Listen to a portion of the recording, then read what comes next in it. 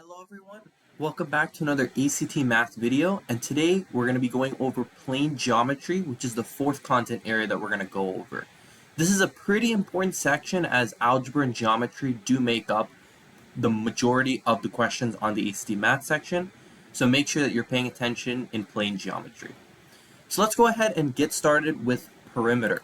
So what is perimeter? It's basically the length around a particular shape. Like for example, if we have the square, the length around it, let's say we have a side of 5, for example, each side being 5 since it's a square, the perimeter is just the sum of this length around the shape. So in this case, it'd be 5 plus 5 plus 5 plus 5, or 20. That would be the perimeter for the square. Typically on the ACT, you're not going to be given just questions of basic shapes finding perimeter. You're going to be given a complex shape, and you're going to have to find the perimeter and area from that. We'll just tackle the perimeter first of these, but for example, let's say we have this shape. And let's say we're given the side of, let's say this is 8, let's say this is 6, and let's say this is, okay, let's say this is 2, this is 3, and this is 3. Yeah, no, we can actually make this 4. This is 4. All right, so given this, we want to be able to find the perimeter of this complex shape. Now, for perimeter, it's a little bit easier to do than area, because you just need to worry about the outside, specifically this right here, the actual outline of the shape. So we know that the bottom here is 8, so let's tackle the easier one. Let's tackle this side on the left here first. Since it's the same as this side here on the right, we know that this has a length of 6. Same thing here, we see that this is a 3, so this other line that is parallel to it is also going to be a 3. Now for this last side, it's a little trickier, but it's not bad either. We see that this bottom line here has a length of 8. And in theory, this top line should also have a length of 8. However, we have a 4 here and we have a 2 here. So this part is going to be missing from the 8. So we know that we have 4 here and 2 here, so that's 6. So to get this section, we have to do this full length bar here, that's 8 minus 6. So that would be 2. And that makes sense, because if we were to superimpose this line up here, it would make a straight line, just like this 8 did. So with the 4, 2, and 2. So now all you have to do is just add them up to get the perimeter. So in this case, it would be 8 plus 6 plus 4 plus 3 plus 2 plus 3 plus 2 plus 6. That would be 14, 18, 21, 23, 26, 28, 34. So 34 would be the perimeter of this complex shape. So make sure you know how to do perimeter of basic shapes like squares and rectangles, because it's going to help you a lot here for complex shapes. All right, let's move on to the next topic of, I believe it's going to be area of different shapes. Yes. So square, I'm going to write the shapes at the top right just so that I remember them, so we don't need to keep going back to the PowerPoint. Square, rectangle, triangle, parallelogram, and I believe the other one was trapezoid. Okay. So these are just basic area formulas that you should remember. But for a square, it's just going to be, if we call S our side, our area is just going to be side squared, right? Because it's length times width. The side lengths are equal, so that's why you're just multiplying this side by this side. For a rectangle, it's base times height. Well, actually, base times height would be more for a parallelogram. But we have a specific length for the rectangle and a specific width for the rectangle. So just length times width, that would give you your area. So length times width for a rectangle. Triangle, let's say we have one, I'm just going to draw a right triangle, right? This is our height. This is our base. Since two triangles make up a square, it would be half, right? Half BH. That would be the area for a triangle. Then a parallelogram, like I alluded to earlier, would just be base times height. So if we have like a parallelogram, typically it's like drawn like this, where you have this being your height, and this is your base. So area is going to be base times height. And then finally, we have a trapezoid, which is going to look something like this. Where we have, let's say we have our two parallel bases, base 1 and base 2, and then we have this height right here. So our area is going to be half base 1 plus base 2 times the height. That would be your area of a trapezoid. Okay? So now let's see. I think the next topic is composite shape area. Okay, so this is tying into what we did with the perimeter, where you're going to be given like a complex shape, and you're going to need to figure out like the area per se. So let's say we have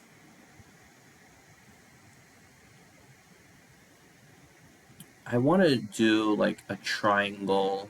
Yeah, let's do it. All right, perfect. So this is what we have right now.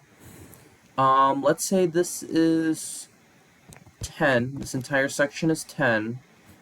We'll say this section is 8. This section is 5. This is 3, 2, and yeah, I think that's all we need to have per se. Actually, yeah, that's it. Okay. No, actually, because this kind of cuts in a little bit. Okay, so this would be, say, 4. Okay, I think now we're good. Okay. I just want to make sure we have enough dimensions so we're able to solve this. So now we want to find the area of this figure. So what I would do is this. Since we're dealing with area, we want to break this composite shape into different types of smaller shapes where we know the area formula. So like, for example, up here, we have a... Actually, no, we do need the height here, now that I think about it. Okay, so we have a triangle, right, with a base and a height. We're going to find the base, right? Since this entire bottom length here, right here, this is 10, this bottom length. And we have 3 here at the top, and then 2, like if we were to superimpose it, it would be here. This remaining part is what would be covered by the base of the triangle, which in this case would be 5, since 3 plus 2 is 5, 10 minus 5 is 5. So this triangle is going to be 5 times 2, which is 10 divided by 2, which is 5. So the area out of this triangle is going to be 5, okay? So I'm going to kind of like break it here. And then now I'm going to break this here, so that way we're just dealing with this rectangle, this big rectangle right here. And I see that we have our base is 5. We just figured that out at the top. And then our height is going to be 8 here on the left side. So 5 is the base, 8 is the height. So remember, area of a rectangle is going to be, your length times your width, or your base times your height. They're honestly interchangeable. So 5 times 8 here, our area is going to be 40. All right, then I would break this here. Since we know this height is 4, so since this full height is 8, that means that the height of this rectangle is going to be 4. So that means the area of this inner rectangle right here is going to be 2 times 4, which is going to be 8. And then finally, we have this rectangle here on the right-hand side, where we have our base of 3 and our height of 5, so our area is going to be 15. So the total area for this composite figure is going to be 5 plus 40 plus 8 plus 15, which is going to be 45 plus 8 is 53 plus 15 is 68. So it's going to be 68. That would be the answer for the area of this composite figure. So make sure you know the areas of different polygons like square, rectangle, parallelogram, trapezoid, triangle, like we went over. And honestly, when you're dealing with these problems, just break it down into smaller shapes and you'll be able to solve these with no problems. All right, let us move on now to the next topic of triangle concepts. So equilateral isosceles and similar triangles, right? So equilateral triangles, these are triangles that look somewhat like this. Each angle of an equilateral triangle is 60 degrees, and they're all equal to each other. So they have the same length for their sides and same angle. Isosceles, on the other hand, you have two triangles that are, I should draw this a little bit better, a little bit, so that way we're showing that two of them are like equal. So like these two would be equal, and one side is not equal. So that would be an isosceles triangle. And then similar triangles are triangles that have the same angle measures, but there are different sizes. But it's like in a ratio. So like for example, if this triangle had sides 3, 4, and 5, this would be 6, 8, and 10. To show that these are similar triangles because the ratio of each corresponding side is 2 to 1 when we're looking at big to small in terms of our ratio, right? This side is 2 times that side. This side is 2 times that side, and this side is 2 times that side. They're all corresponding to their respective side. They're having a constant ratio of 2 to 1 when we're looking at big to small side. So that's the idea behind those. Make sure you know how to identify the different types of triangles. Triangle inequality theorem. Basically, the two smaller sides of a triangle has to sum up to be greater than the third side. So for example, if we have a triangle with sides 2 and, I don't know, 5, right? Your third side here cannot be greater than the sum of those two, meaning that it has to be less than 7 because 2 plus 5 is 7. So it could be like 6, it could be 5, and it could become an isosceles triangle, but it cannot be greater than 7. So that's important. It does actually need to be greater than the difference of the two sides as well, because otherwise, if we had, let's say we made this 2, then the triangle inequality theorem doesn't work because 2 plus 2 is 4 and 5 is greater than that. So basically, any side in a triangle has to be in between the other two sides' differences and the other two sides' sums. It has to be some value that's in there. It cannot be that value exactly. So it's like it has to be greater than the difference and less than the sum. Can't be equal to. Okay, moving on to circles. Yeah, so circles. So basically the idea behind circles, I'm going to draw a circle as best as I can. All right. So the major things to know with circles are just kind of some features about it to start off with, right?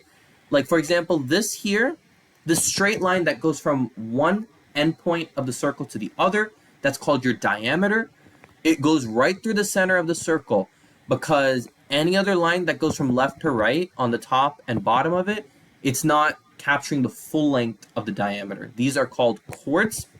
Chords are just connecting any part of the circle to the other part. You could even have a chord that goes like down like this, right? So the big one in the middle though, this one is your diameter.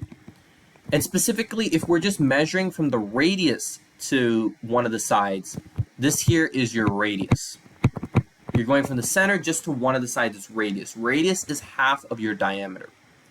So this brings us to important concepts of circumference and area. So you can consider circumference almost like the length or the perimeter of a circle. You can almost consider it that.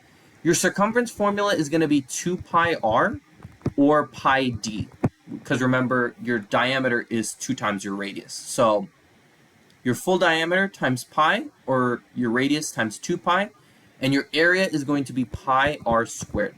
All right? So the radius squared times pi. Remember, these are things that you just need to memorize. And one other thing about circles that you might get, if you see a line that intersects, oops, that is not a good line. If you see a line that intersects a circle at one point, you see like right here, this point, this is called a tangent line. It's intersecting the circle at one point. So this is called a tangent line.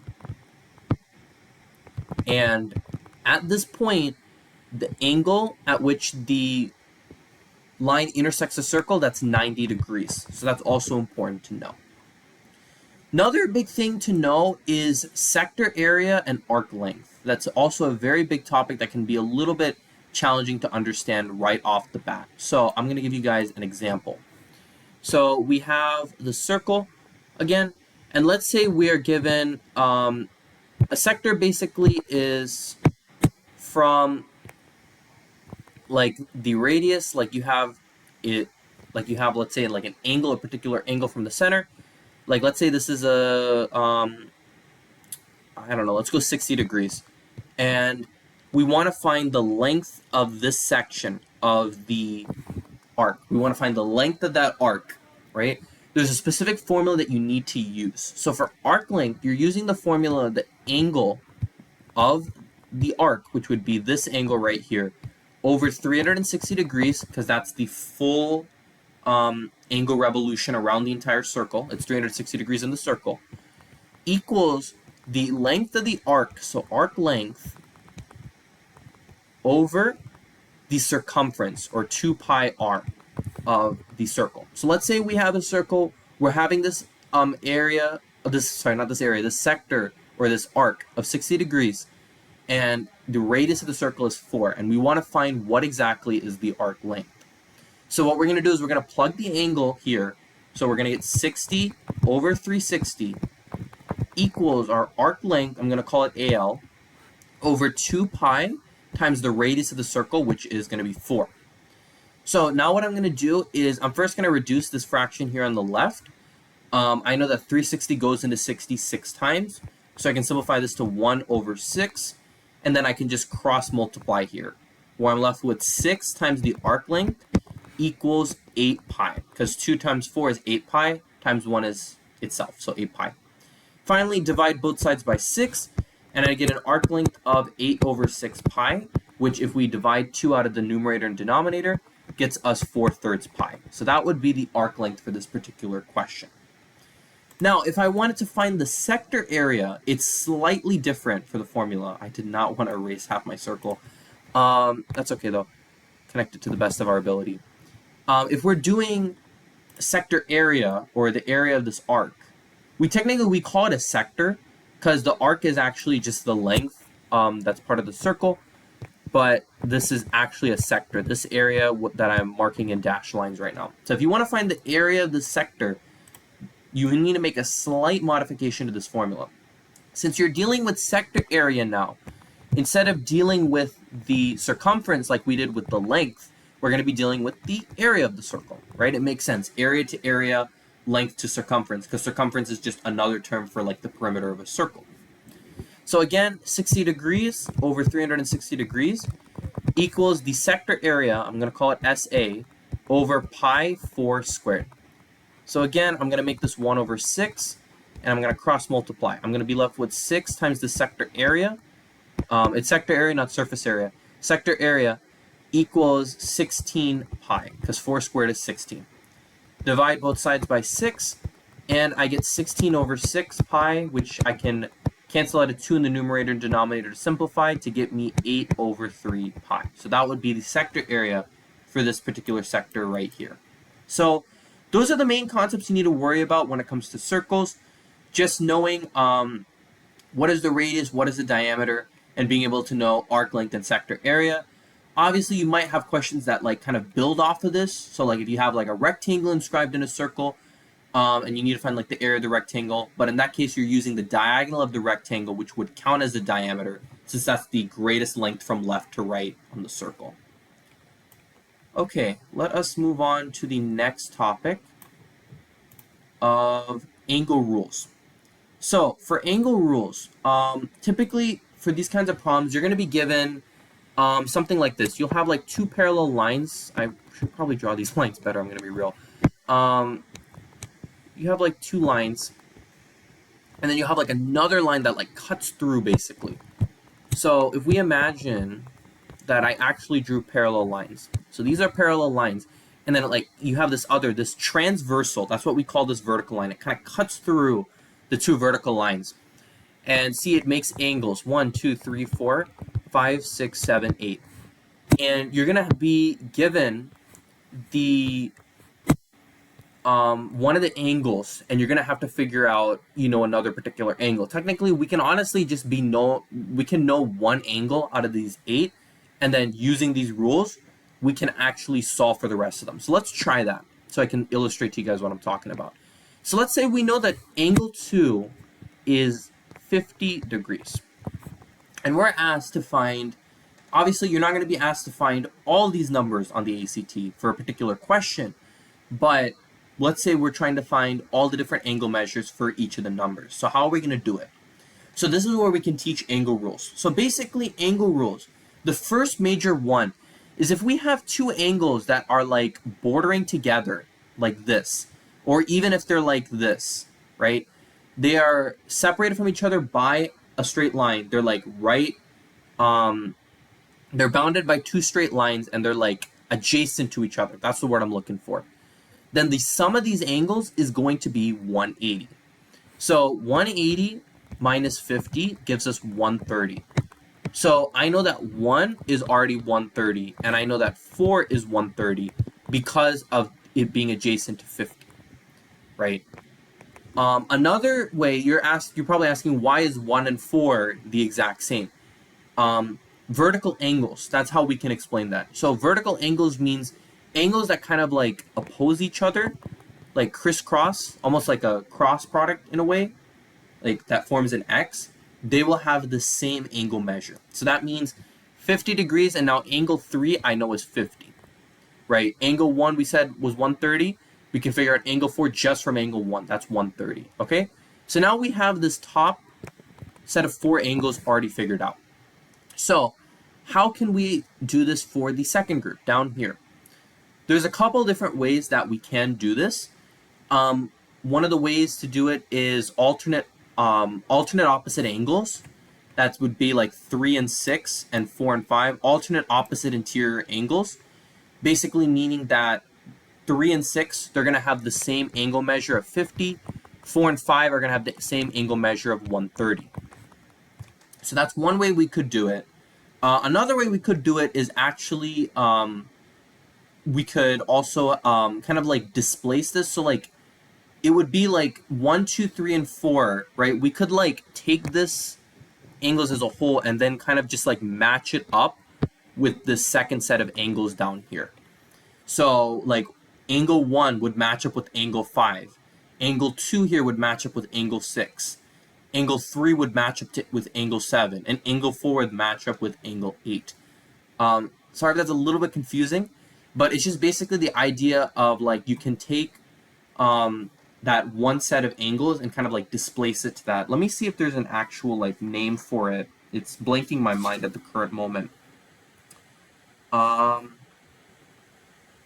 It's okay, so the name's not coming to my head right now, but basically this is a value, like a valid angle rule, where you can almost like kind of like take the 4 angles up here and kind of like displace it down here to get the same angle measures. So in this case, angle 7, that would be 50 degrees, and angle 8 would be 130 degrees. But honestly, as long as vertical angles, these ones, 5 and 8 are equal, 6 and 7 are equal. Adjacent angles, they are going to be supplementary to each other, meaning they sum up to 180. And same side interior angles on the inside, like 3 and 5 and 4 and 6, those are also summing up to 180. And then like the opposite side interior angles are going to be the same values, 50 and 50. So as long as, I'm going to write these out just so that I'm not being too confusing. So adjacent angles, vertical angles, same side interior, and then opposite interior. All right. So adjacent, they're supplementary. Vertical, vertical is same. Same side interior is sup, and then opposite int is same. So as long as you can memorize these 4, I think you guys are going to be in good shape.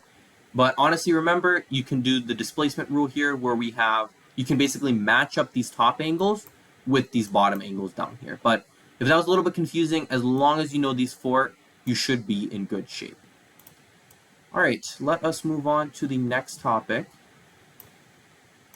of degrees of a polygon.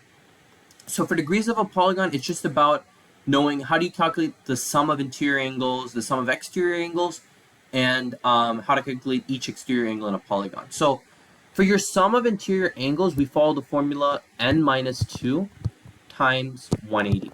This works for any polygon. As long as you know the number of sides, you can figure out the total sum of the interior angles in the polygon by using this formula. And if you want to find the measure of each angle in the polygon, you just need to divide by the number of sides. So like if I have one of these weird shapes, well, actually, I'm not going to draw one. I'll just give you guys an example. If I have an octagon and I want to figure out how many, what's the measure of each internal angle, and how much is the sum, like what is the sum of all the angles in the interior angles in the octagon?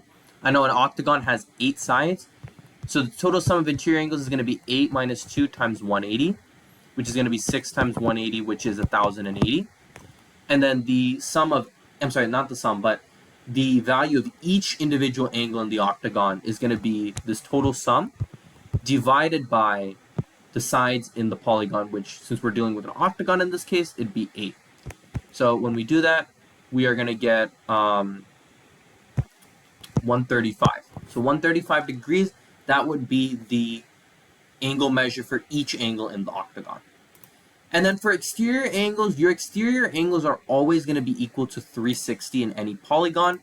And specifically, how can you find them? If you're given a polygon, I'm drawing a square because I really struggle with drawing higher order, higher number of sides for polygons. But if we have, let's say, we know that it's 90 degrees in a square since it's 360 in total. And we have, let's say this is a line that extends on and we want to figure out what is this angle here. Remember the adjacent rule for angles. It's going to be 180. They're supplementary to each other. So it's going to be 180 minus 90, which would be 90 degrees. So sometimes you'll need to find that where you'll be given a polygon and you'll have to find an exterior angle specifically. You would be just trying to find the interior angle that is closest to it, that is adjacent to it, and then you would use the adjacent angle rule of that angle, that interior angle, and that exterior angle being equal to 180 to find this exterior angle. All right, moving on to the next topic of the volume of a box and cylinder. So these are just volume formulas that you need to remember, but if you have a cube like this, we'll start actually with a cube. If you have a cube like this, actually, no, this is a box. Okay, scratch that. We're going to do the box first because I drew a box. We have like the length, the width, and the height. So the volume of a box or a rectangular prism, that's another name for it, would be volume is length times width times height. So that's just what you need to remember. Let's see if I can actually draw a cube this time. All right, we're going to pretend this is a cube because this is the best I'm honestly going to get to drawing a cube. Remember, each side of a cube, since it's square faces, it's all going to be the same. So the volume here is just going to be s cubed, right? Length times width times height. So s cubed, where s is the side length, okay? And then for a cylinder, let's see if I can draw a cylinder. Not the best with drawings, as you guys can probably tell. I'm really sorry about that. We'll pretend this is a cylinder, right? Cylinder, it's going to be V is pi r squared h. This is your r here. This the circle at the bottom, you find the radius squared, and then this is the height, the actual height of the, actually no, this would not be the height. I'm sorry. The straight line height, that's what you want to use because there's a difference between that. This straight line height would be the answer for your height. That's the height that you would use in the volume formula. So make sure you memorize these formulas. Remember, on the ACT math section, you do not get a formula sheet. So make sure you know these formulas. Another important one is, let's say we have a cone like this, right? Cone's formula is going to be 1/3 pi r squared h. R is your radius here, the circle at the bottom, and this is your height. And the reason why I say don't use like these sides is because this is also called the slant height. and it's different from the height. Specifically, like, for example, in a circle, we're not using a chord at any point. We have to use the one that goes through the circle. So remember, the cone is half pi r squared h. But these are the major geometric figures that you're going to find on the ACT exam. So make sure you know these formulas down pretty well. All right, next topic is right triangles. All right, so right triangles, specifically Pythagorean theorem, special right triangles, and triples. So Pythagorean theorem, right, if we're given a right triangle and we have sides A, B, and C, right? Remember, these are legs. These sides are legs, A and B, and C, your longest side of the right triangle, is a hypotenuse. So for Pythagorean theorem, if we know two sides of the right triangle, it could be both legs, it could be a leg and a hypotenuse, we'll be able to find the other side using the equation a squared plus b squared equals c squared. It's very important. We'll be able to find any one of the side lengths if we know the other two side lengths. So like, if this was 3 and this was 4, 3 squared plus 4 squared equals c squared, right? 9 plus 16 is c squared. 25 is c squared, c is going to be 5. And this is where we get to the idea of Pythagorean triples. So in Pythagorean triples, that's basically integer lengths for your legs and your hypotenuse that will get you like a Pythagorean triple. So 3, 4, 5, that's one of them. Multiples of 3, 4, 5 also work, like 6, 8, 10, 9, 12, 15. Another one that's not a multiple of 3, 4, 5 is 5, 12, 13. So these are the two main ones that you want to remember. 5, 12, 13, and 3, 4, 5. Typically, any other multiples that you can get for triples, that also you can figure that out from the initial, like 3, 4, 5 or 5, 12, 13. You can figure out like 6, 8, 10, for instance. Okay? And then let's talk about simple right triangles. There are specifically two major simple right triangles you need to know. A 30, 60, 90 triangle and a 45, 45, 90 triangle. So we're going to do the 45, 45, 90 first. So I'm going to call this 30, 60, 90 just for labeling purposes. And then 45, 45, 90. So in a 45, 45, 90, your two legs are going to have the same length because those are the ones that are opposite the angles, right? So those are going to be the same length because they're the same angle. And then your hypotenuse across from the 90-degree angle is going to be x root 2, okay? And that's basically, just remember that. And it makes a little bit of sense because if you were to do Pythagorean theorem here, x squared plus x squared equals c squared. You'd have 2x squared is c squared. And then if you take the root square root here, we have square root of, oops, sorry, my bad. Square root of 2x equals c. So that's why that works. So that's an important one to know. And then the 30, 60, 90 is a little bit more complicated, but it's still not too bad to remember. Remember that the side that opposes the 30, the smallest side, the smallest angle is going to have the smallest side length, x, right? And the hypotenuse is going to be 2x. So the 60, the side that opposes the other leg that we haven't gone to yet, the one opposing the 60-degree angle, is going to be x root 3, right? Let's say you only remembered the 2x and the x, right? Again, you can use Pythagorean theorem. X squared plus b squared is 2x all squared. X squared plus b squared is 4x squared. Our b squared, if we subtract x squared to the other side, we're going to have 3x squared. So if we take the square root here, we'll have b is x root 3. So that's why that works here. So please make sure you memorize these two right triangles, special right triangles. You need to know those for the ACT math exam. And if you ever forget them, as long as you know two sides, Pythagorean theorem is your friend. You can use it to find the other side. All right, and then I think our last topic is going to be diagonals in a polygon. So this is just a formula to remember, specifically n minus 3 times n over 2. This is your formula for number of diagonals. N refers to the number of sides in a polygon. I would highly recommend also memorizing this one because once you get to like polygons with a larger amount of sides, it's going to be really hard to like actually like count out diagonals. It's not at all recommended.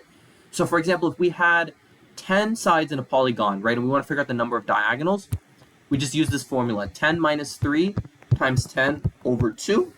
10 minus 3 is 7 times 10 over 2. That's 70 over 2, which is 35 diagonals. In a decagon, that's a polygon with 10 sides. So 35 diagonals in a decagon. So that would help a lot if you know this formula. So please make sure you know this formula, because you will see usually at least 1 or 2 questions on diagonals, I think. And you are going to be in a lot better hands if you remember this formula, so that we can go pretty quickly through those problems. But yeah, that's all the major topics in plane geometry. I hope this video was helpful. Be sure to leave a like and subscribe, and let me know if there's anything I can do to help. Thank you guys so much for watching, and I will see you all in the next